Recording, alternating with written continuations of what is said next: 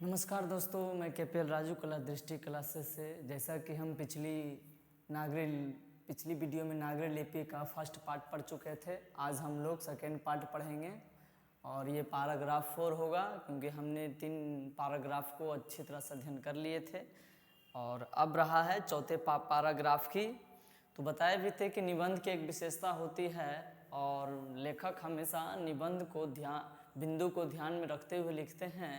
इस बिंदु में ये चर्चा हुआ है कि गुजराती से कौन कौन सी लिपियाँ जो है हिंदी से कौन कौन से जो भाषाएं हैं कितना भिन्न है। तो बहुत अच्छी तरह से समझने के लिए जैसा कि हम उसके अक्षरों को अंकित कर चुका हूँ और पैराग्राफ अगर पढ़ें तो इसे अच्छी तरह से समझ सकते हैं। अब देखा जाए तो लिख रहे हैं कि गुजराती लिपि देवनागरी से अधिक भिन्न नहीं है।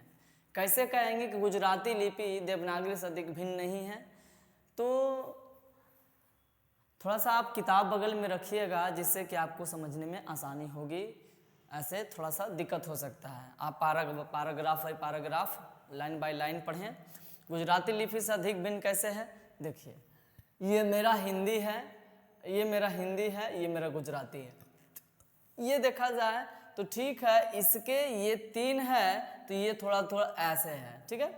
मान ले ये इस तरह से है तो ये इस तरह से है ना। लेकिन अगर बात किया जाए ऐसे है, यही ना अंतर है। ये इस तरह से है तो ये इस तरह, यानी 3 है तो यहाँ 2 है। मान ले जाए ऐसे हुआ तो ये भी ऐसे हुआ ना। अब इसमें देखा जाए हम ये ऐसे करते हैं तो गुजराती में ऐसे हो गया है, हम ये ऐसे ऐसे करते हैं तो गुजराती में ऐसे ऐसे कर क्या हो गया, देखिए इसको ऐसे बढ़ा दिया है। तो यानी एक ही चीज़ है लेकिन समझना थोड़ा अंतर है।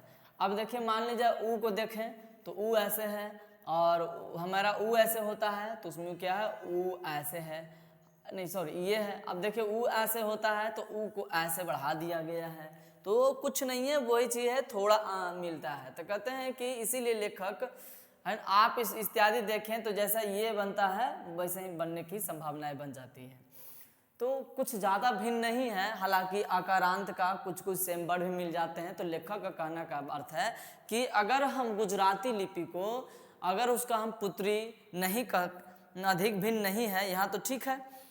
बांग्ला लिपि प्राचीन नागरी लिपि की पुत्री नहीं तो बहन अवश्य है ना। अर्थात बांग्ला लिपि की बात करेंगे, उससे पहले गुजराती भी देख रहे हैं। तो लेखक का कहना क्या सार्थक है कि नहीं, कि गुजराती लिपि भी हिंदी से ज़्यादा भिन्न नहीं है। अगर गुजराती लिपि भी अगर बोलना चाहेंगे तो ज़्यादातर से है ना छय करके बोलते हैं। कुछ वो गुजराती में हूँ को मैं को हूँ बोलते हैं, है ना। और मान ले जाए कि मुझे का मारू बोलते हैं। तो कुछ एक ही जैसे लगते हैं, है ना, मारू, है ना, और मतलब बहुत सारे शब्द हैं जो मिल ही जाते हैं, शब्दार्थ में मिल जाते हैं। और कुछ देखिए, ये जो लिखने की शैली हिंदी है कुछ हम लोगों के जैसे ही लगते हैं। देखिए ये है, ये है, ये है। दूसरी ओर अगर आप देखें तो इसको बोलते हैं देवनागरी की सबसे बड़ी विशेषता शिरो रेखा बोलते हैं। क्या बोलते हैं? शिरो रेखा बोलते हैं। तो शिरो रेखा में क्या होता है? शिरो रेखा किसको कहते हैं? ऊपर जो लिखा होता है देवनागरी की सबसे बड़ी विशेषता यही है। जबकि अगर आप देखें तो इंग्लिश में शिरो रेखा नहीं होती है। BCD क्या शिरो रेखा है? आप कुछ भी लिखते हैं DI तो शिरो रेखा नहीं, शिरो रेखा इंग्लिश में नहीं होते हैं। उर्दू में भी शिरो रेखाएं हैं नहीं है। तो देवनागरी की सबसे बड़ी विशेषता ये भी है, इसमें क्या है, शिरो रेखाएं हैं। और दूसरी विशेषता यह है कि जितना शब्द का लंबा होता है उतना ही शिरो रेखाएं दी जाती है, उतना ही बड़ा शिरो रेखाएं होती है ना। तो ये होता है। और दूसरी ओर के ये जो उच्चारण होते हैं वही लिखते हैं। देवनागरी की सबसे बड़ी विशेषता ये भी है कि जो हम उच्चारण करते हैं वही अक्षर लिखते हैं, है ना। लेकिन इंग्लिश में ऐसा नहीं होता है। इंग्लिश में अगर बात करें तो मान ले जाए आप हम लोग तो लिखे हिंदी में सन, लेकिन इंग्लिश में अगर आपको लिखना होगा तो TION, ये भी सन आप पढ़ते हैं, SON सन पढ़ते हैं, SAN सन पढ़ते हैं, है ना। आप SAN पढ़ लीजिएगा। ये सारे सन का ही रूप है। बताइए, लिखा कुछ और है लेकिन पढ़ते कुछ और हैं। देवनागरी लिपि में ये भी बड़ी विशेषता है। देवनागरी लिपि की विशेषता पर भी चर्चा कर रहे हैं। देवनागरी लिपि की विशेषता। तो पहला विशेषता क्या हो गया, शिरोरेखा। दूसरा कि जो उच्चारण करते हैं, जो उच्चारण किया जाता है वही लिखा भी जाता है। लेकिन अन्य भाषाओं में ऐसा नहीं है। ये देवनागरी लिपि की विशेषता नहीं है। देवनागरी लिपि की एक और विशेषता ये है क्या है ना, ये हम लोग क्या ऐसे लिखते हैं, है ना, अर्थात बाएं से दाएं लिखते हैं। क्या है, बाएं से दाएं लिखते हैं, दाएं लिखा जाता है। जबकि इसके विपरीत देवनागरी के विपरीत एक खरोष्ठी लिपि होती है, ब्राह्मी लिपि के विपरीत एक खरोष्ठी लिपि होती है जो दाएं से बाएं लिखा जाता है। यहाँ से क्वेश्चन आपका संभावनाएं बनते हैं कि कौन सी लिपि है जो दाएं से बाएं लिखा जाता है ना, और कौन सी लिपि है जो बाएं से दाएं लिखा जाता है। तो बाएं से दाएं देवनागरी लिपि है ना, और अगर बात करें दाएं से बाएं जो आपका है खरोष्ठी लिपि।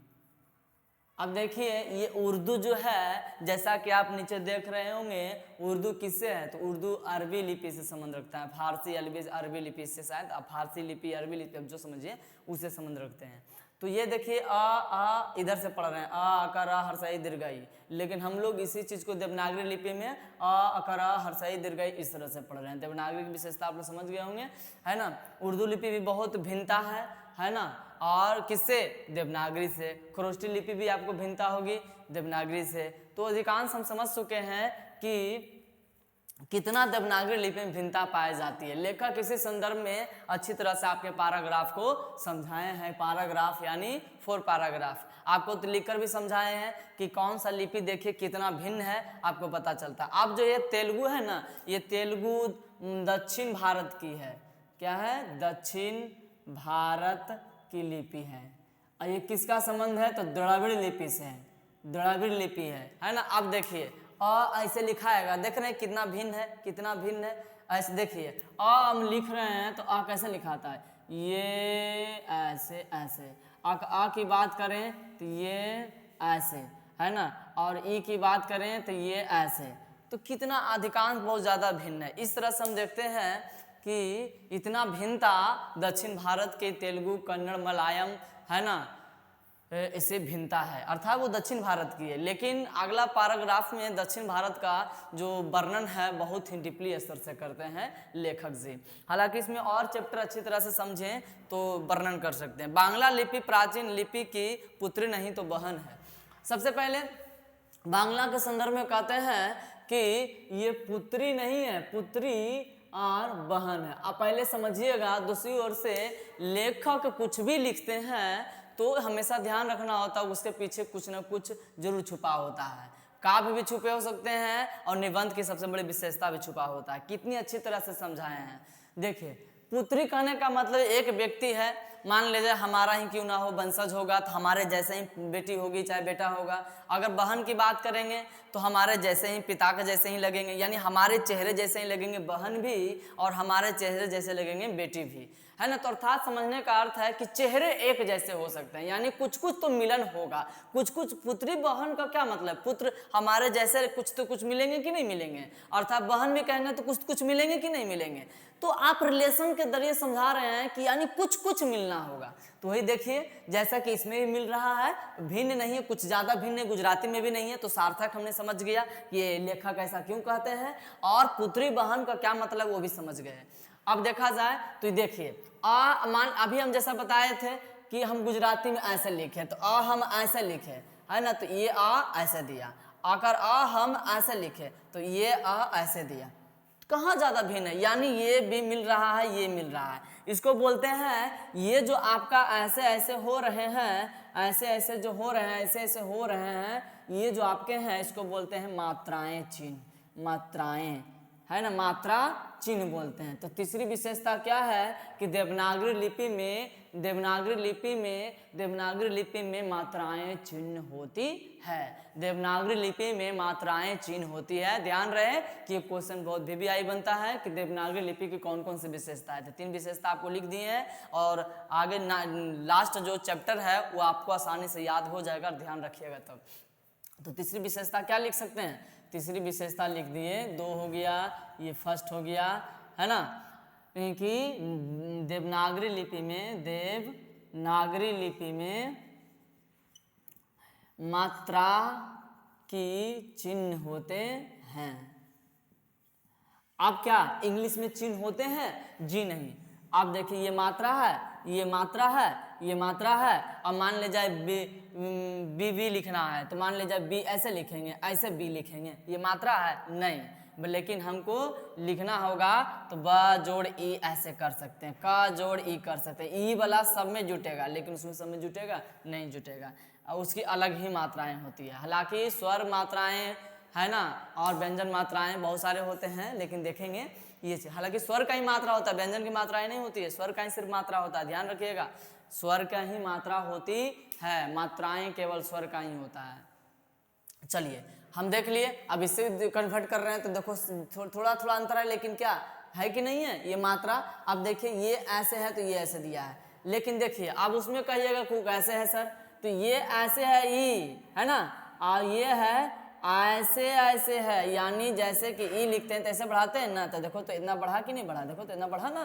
तो यही चीज देखिए, यही चीज बढ़ा, ये चीज बढ़ा, तो समझ सकते हैं। ऊ की बात ले लो तो देखो तो ऊ भी तो ऐसे है, हम लोग ऊ ऐसे देते हैं। अब कहिएगा ऊ की तो ऊ भी तो ऐसे है, कोई अंतर नहीं है, थोड़ा थोड़ा क्या है। अब इसमें ये देखो, ये हम ऐसे लिखते हैं, आय लिखना चाहिए तो आय देखो बढ़ गया, ओ देखो तो वो ऐसे बढ़ गया, और देखो तो कुछ ऐसे बढ़ गया, कुछ अंतर नहीं है। यानी कहने का मतलब है कि अगर उसे हम पुत्री का रूप नहीं दे सकते हैं तो बहन जैसा जरूर लग सकते हैं। हिंदी की बहन किसे जानते हैं?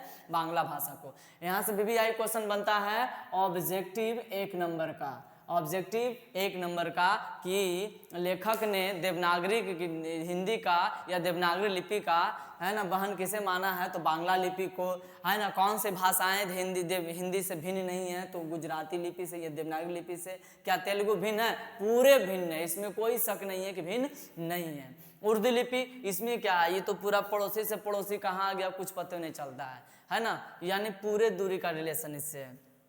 तो समझ सकते हैं कि हमारा जो लिपि का विकास हुआ देवनागरी लिपि में कौन कौन से आते हैं, उसकी चर्चा अच्छी तरह से कर चुके हैं। अगर आप इसमें आगे ही पैराग्राफ देखें तो आपको अच्छी तरह समझाएगा कि क्या कहते हैं। अब कहते हैं कि बहन है। अच्छा, दक्षिण भारत की लिपियां वर्तमान नागरिक से काफी भिन्न दिखाई देती है। दक्षिण भारत की लिपियां क्या क्या है? क्वेश्चन आएगा VVI ऑब्जेक्टिव कि दक्षिण भारत की लिपियां कौन कौन से हैं। दक्षिण भारत की लिपियां, तो जैसा कि पिछली वीडियो में बताए थे कि दक्षिण भारत की लिपियां कौन कौन है, तो हो गया आपका कन्नड़, मलयालम और तेलुगु, और आपका हो गया तमिल। तमिलनाडु में बोली जाती है, तेलुगु है ना आंध्र प्रदेश में, और मलयालम में बोला जाता होगा, कन्नड़ कर्नाटक में बोली जाती है।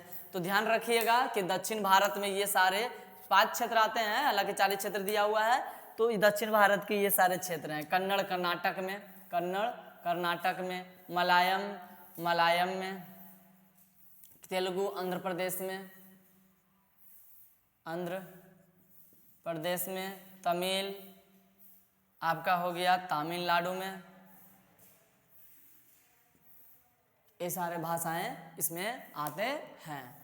इसकी विशेषता की भी बात कर ली मैंने, और ये जो दिया हुआ है उसकी बात कर ली मैंने। यहाँ सब्जेक्टिव, और इस समझने के लिए आपको हमने चित्रित सही कर दिया है। अगर आप इसे स्क्रीनशॉट भी ले सकते हैं, अगर ध्यान से देखें तो अच्छी तरह समझाएगा। देखिए ना, अ अलग है, ई अलग है, इसके जैसा कहीं लग रहा है, देखो ना पूरे अंतर है। ये कैसे हो गया, ये कैसे हो गया, बहुत अंतर है कि नहीं है।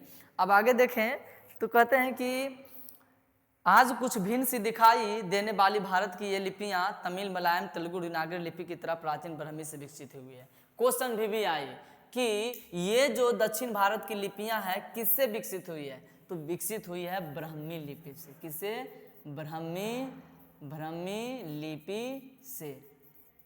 और आपसे पूछेंगे कि ये किससे लिपि हुआ है, तो जैसा कि हम जानते हैं कि ब्राह्मी लिपि का विकास के संदर्भ में पहले वीडियो में हम चर्चा कर चुके थे कि ब्राह्मी लिपि उत्तर भारत, दक्षिण भारत, उत्तर ब्राह्मी लिपि का विकास क्या हुआ था, दो भागों में हुआ था, है ना, एक उत्तर भारत में, है ना, और दूसरा क्या है, दक्षिण भारत में, दक्षिण भारत में।